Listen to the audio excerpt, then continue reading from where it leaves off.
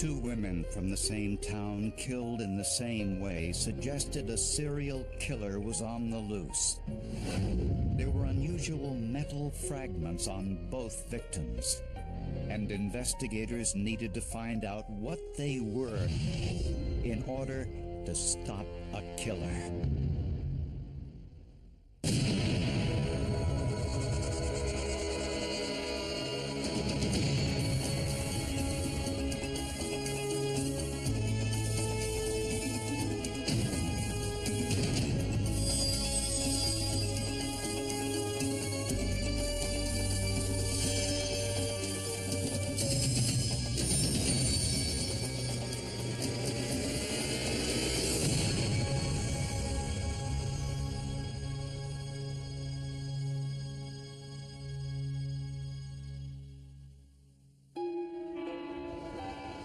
The Spirit of Washington was traveling from Seattle along the shores of Lake Washington when it stopped unexpectedly because of some work being done on the tracks ahead.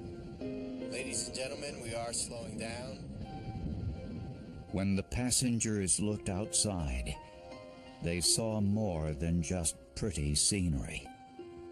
Witnesses who were on the dinner train saw what appeared to them to be a human body laying in the bottom of this creek.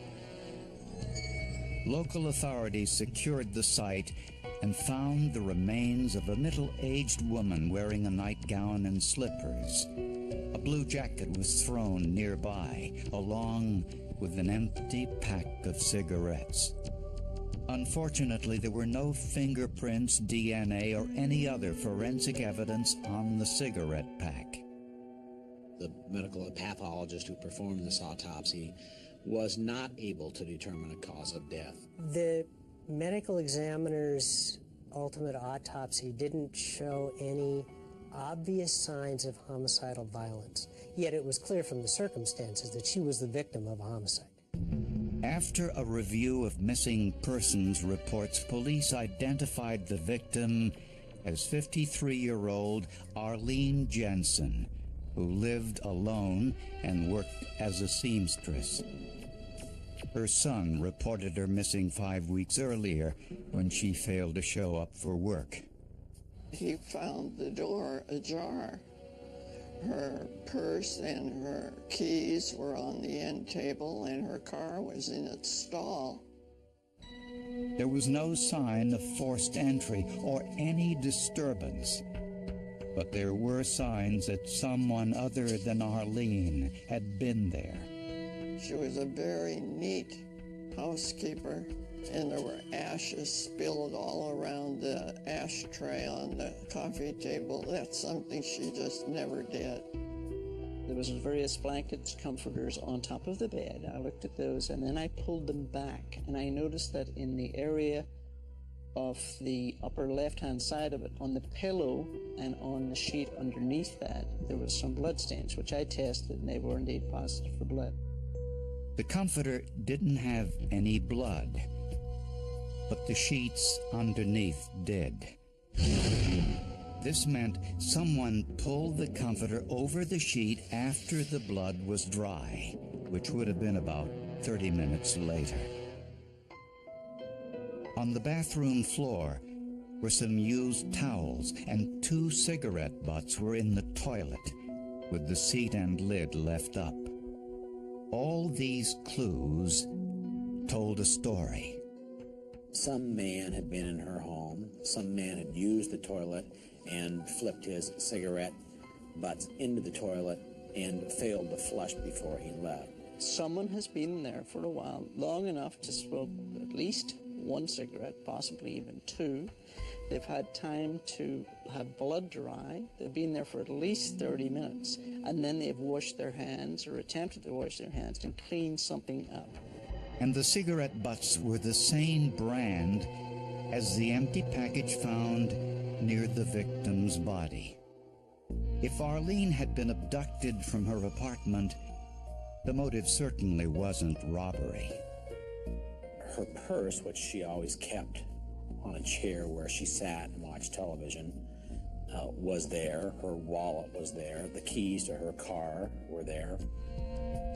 Forensic scientists found another important clue in Arlene's bed. Tiny bits of metal, most no bigger than a fraction of an inch. These are metal fragments which weren't just one type, even visually. Some were silver colored, some were brass colored, some were copper colored. So it was quite a large mixture of materials, something you normally don't see. Investigators found those same metal shavings on Arlene's body. That gives you a significant tie between the body recovery scene and what you would believe to be the actual location of occurrence. On Arlene's jacket were several beige nylon fibers. They were triangular in shape, the kind used in cars. This suggested that Arlene's body had been inside a car with beige upholstery. Apparently, the killer had left plenty of clues. The metal fragments found on Arlene Jensen's body and in her apartment were sent to the forensics lab for testing. Under a microscope, scientists could see that the fragments were different shapes and sizes.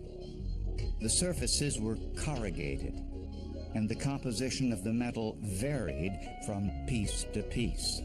They were made of various types of steel, various grades of steel, various grades of brass. The unique shapes and the fact some were hollow were a clear indication of their origin. What that means to me is that's a piece of metal which is projected through the air. And when it's projected through the air, metal, molten metal, projected through the air is cooling very, very rapidly. And with the air currents, as it goes through the air, it dries to a soccer ball round shape. So investigators knew the killer was probably a machinist, someone who worked with metal at high heat on a lathe. Arlene Jensen was a seamstress, and there were no metal fragments like these in her workplace. The next clue came from an unlikely source almost 40 miles away. Campers in a national park outside of Seattle found a decomposed body of a young woman partially buried in a shallow grave. A leopard skin jacket was on the ground nearby. Through dental records, the victim was identified as 29-year-old Stephanie Dietrich, an administrative assistant who was reported missing several weeks earlier. She was last seen at a 4th of July party. Stephanie was at her residence on July 4th, and there were people firing fireworks around the area, and it sounds like she was having a good time with the neighbors. Stephanie told friends she planned to go camping, but no one knew if she went alone or with others. We were still thinking she was going to come back. Even when I was printing the flyers, I remember still thinking she was going to come back from some camping trip that she was having so much fun that she just didn't want to come home for. Investigators were stunned to discover tiny metal fragments on Stephanie's body, like the ones found in the Arlene Jensen case. Well, the first natural thing come up in your brain is, oh, these two people are connected. At 100 times magnification, the fragments looked identical. But were they? To find out, analysts turned to a process known as energy dispersive X-ray spectrometry. The samples were bombarded with electrons. This created X-ray frequencies, which were then charted and compared. And each element has a set of characteristic X-rays. Iron is different from chromium, and chromium is different from aluminum. The fragment samples contained steel and brass. The steel had the exact same combinations of iron, manganese, and chromium. In the brass, copper and zinc were found in identical amounts. And all the samples had equal amounts of cerium, part of a compound used to ignite an oxyacetylene torch, a common item in machine shops. We examined all of them and could see the pattern that regardless of where they came from, they were basically the same kind of metal fragments, machining fragments. This proved that both Arlene Jensen and Stephanie Dietrich were killed by the same man. The science is starting to really catch up to the bad guys now. A serial killer was on the loose in the Seattle area. He had to be stopped before he could kill again.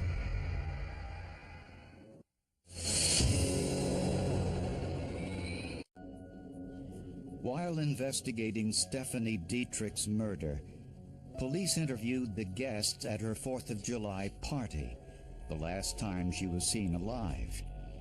They said Stephanie spent most of her time talking to a man they did not know. While they didn't know his last name, they knew his name was Gary. They knew that he bragged about being a drummer in a rock band. Stephanie's family identified the man as her oldest and dearest friend, Gary Ackley. When interviewed by police, Ackley recalled he was at the party but wasn't there specifically to be with Stephanie. One of the things he had told us was he had gone there to locate somebody else, had seen Stephanie, so stopped to talk. The witnesses said that it seemed a little bit more than that. Then police did a background check on 29-year-old Gary Ackley and discovered some alarming information.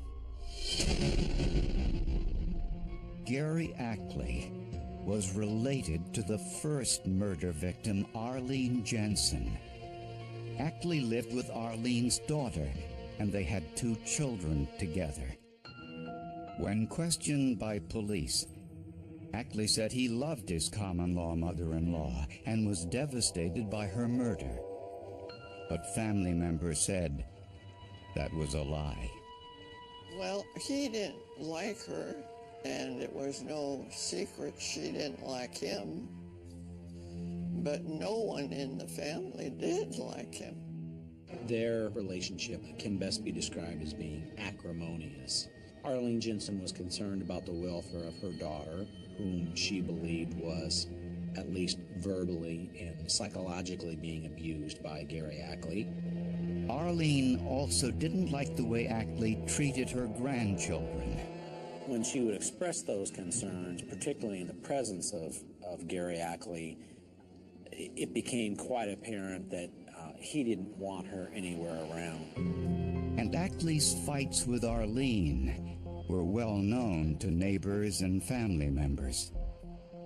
They got into a disagreement during which Gary Ackley called her, at a minimum, a bitch, and depending on whose version you believe, a Said if she interfered any longer, he would kill her. She left the house that they rented, making statements something like, "I'm not going to put up with this, and I don't know why you're putting up with this either," to her daughter. Ackley's brand of cigarettes was another interesting coincidence. When he bought cigarettes, he bought the cheapest cigarettes he could get his hands on. Those were Basic, B-A-S-I-C, brand cigarettes. That was the kind of cigarette butts that were located in the toilet in Arlene Jensen's house. There was also a box from Basic brand cigarettes located near the dump site where Arlene Jensen's body was ultimately recovered some 6 weeks later. But what was most telling to investigators was Gary Ackley's profession. Gary Ackley worked as a fabricator. He worked in a metal shop, and much of his time he spent on a lathe. This was suspicious since metal fragments were found on both Stephanie Dietrich's body as well as Arlene Jensen's. With a search warrant, investigators found metal shavings on Ackley's jeans, in his car, and in his workplace. When tested with energy dispersive X-ray spectrometry, scientists discovered that the shavings from Gary Ackley were the same as those found on both murder victims. These metal shavings that came from the body of Arlene Jensen, the body of Stephanie Dietrich, Gary Ackley's car, and the jeans he was wearing all came from the same place. But Ackley's lawyer said this proved nothing. They claimed it shouldn't be surprising the metal shavings were the same because Ackley knew both victims and could have transferred those particles weeks earlier. So investigators turned to the beige fibers found on the jacket near his mother-in-law's body. There's an infrared spectrophotometer which identifies this polymer fiber as a nylon fiber. Then we also use a microspectrophotometer, which is an instrument for basically identifying and comparing color of a specific fiber. And what he found was that those beige fibers on Arlene's jacket came from the back seat of Ackley's car. Interestingly, there were several blue nylon fibers found inside Ackley's car that were microscopically similar to the fibers from Arlene's jacket. This is called a cross-transfer. That jacket had been in contact with some area of a car that had carpet fibers that were shedding onto her jacket. So her jacket was in some location with a brown carpet, and his car was in some contact with a blue jacket. In fact, the blue jacket fibers were found on only one area of the car's back seat. This was a clear indication that Arlene was either unconscious or immobile while she was in her son-in-law's car. She didn't move a lot. Yeah, there wasn't a whole lot of movement with the jacket. So if you're sitting in the rear seat of a car and you never move, then that's where the transfer would be. Finally, in the national park near where Stephanie Dietrich's body was found, investigators discovered remnants of a campfire, along with a plastic shopping bag. There was a shopping bag from a local grocery store, and once it was submitted to the Washington State Patrol Crime Laboratory, what we found was a very clear, latent fingerprint left by none other than Gary Ackley. The fingerprint, along with the metal fragments and fibers, clearly tied Gary Ackley to both crime scenes. Prosecutors knew why Ackley killed his mother-in-law, Arlene. What they couldn't figure out is why he killed his childhood friend, Stephanie. He knows he killed Arlene Jensen. Prosecutors believe that Gary Ackley killed Arlene Jensen out of anger. He wanted revenge for what he believed was her meddling in the way he raised her grandchildren and the way he treated her daughter. The offensive thing about stereotypes, I think most people would agree, is that they're oftentimes true. But I will say that one stereotype that I think Gary Ackley is a perfect example of is a domestically violent, woman-abusing killer. Prosecutors believe Ackley had access to Arlene's apartment key and used it to enter her home late one night after she was in bed. The autopsy results aren't clear about how he killed Arlene, but the evidence suggests she was killed while in bed. Metal fragments dropped from Ackley's clothes onto the sheets, fragments he couldn't see.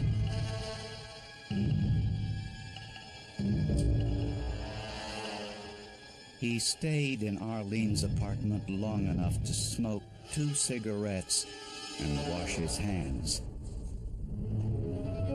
Then he hid the blood-stained sheets with the comforter. The trace evidence shows he put Arlene's body into the back seat of his car, creating the fiber cross-transfer. Her jacket fibers were left on the seat, and the upholstery fibers clung to her jacket. Ackley dumped her body a mile away in a field near the railroad tracks. Unaware, he left more metal shavings there.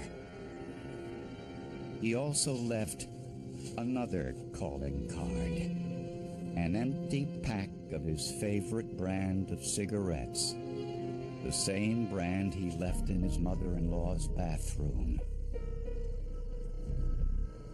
But what was the motive for Stephanie Dietrich's murder? By all accounts, Gary Ackley had a big mouth.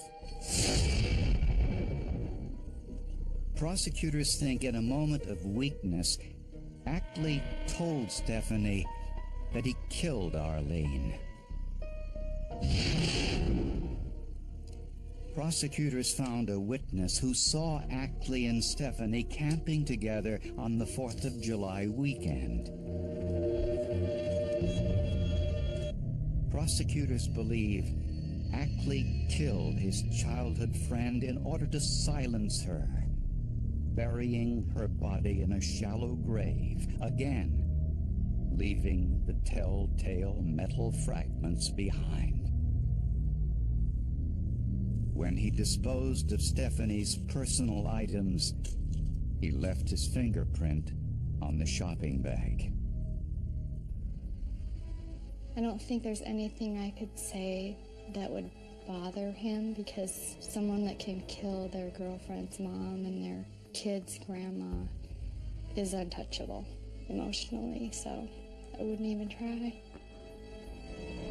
A year after the crimes, Gary Ackley was convicted of 2 counts of first-degree murder and sentenced to life in prison without parole.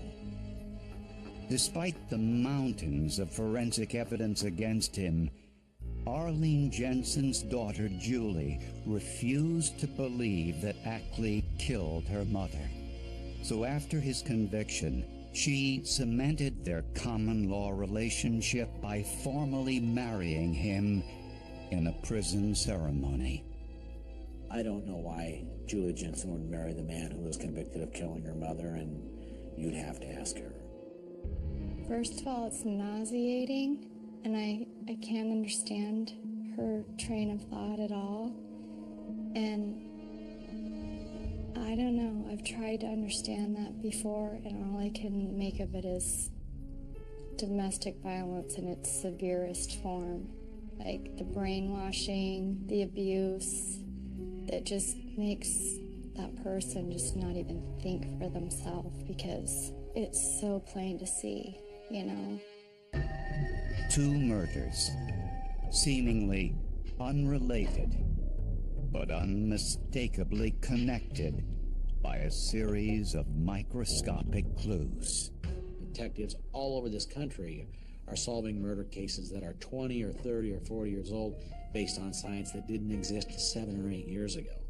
So my expectation is that Gary Ackley, 1, was not a very intelligent fellow, and 2, there was just not this blitz of information from the media about murder investigations that would have ever given him any pause to consider the fact that he was bringing to each of these 2 crime scenes the most compelling evidence that would be used to convict him.